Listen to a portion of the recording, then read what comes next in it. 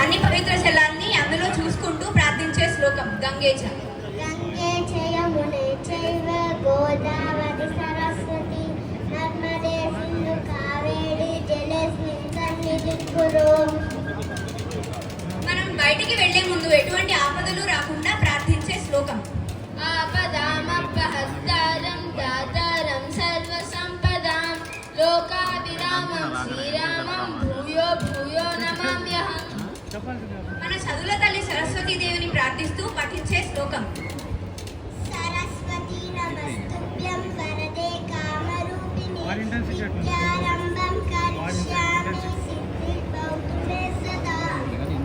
అన్నం పరబ్రహ్మ స్వరూపంగా భావిస్తూ అన్నం తినే ముందు చెప్పే శ్లోకం అన్నం బ్రహ్మారసో విష్ణు భోక్తా దేవో మహేశ్వరః ఇది సంచిత్య భుంజానః అన్నదోషేణ లిప్యతే. మనకి జ్ఞానం చక్కగా రావాలని హయగ్రీవుని ప్రార్థిస్తూ చెప్పే శ్లోకం జ్ఞానానందమయం దేవం నిర్మల స్ఫటికాకృతిం ఆధారం సర్వ విద్యానాం హయగ్రీవముపాస్మహే. చివరిగా మనం పడుకునే ముందు ఎలాంటి దుస్వప్నాలు రాకుండా దేవుని ప్రార్థిస్తూ పఠించే శ్లోకం రామస్కందం హనుమంతం వైనతేయం మృగోదరం శయనేయః పటే నిత్యం దుస్వప్నం తస్య నశ్యతి. విన్నారు కదండి, ఇలా మనం చేసే ప్రతి పనిలో దేవుణ్ణి తలుచుకుంటూ ఆయనకే మన పనిని సమర్పిస్తే చాలు. ఇదే మన గీతా సారాంశం కూడాను. ఇప్పుడు ఇదే చిన్నారులతో మన విష్ణు సహస్రనామ పఠనం.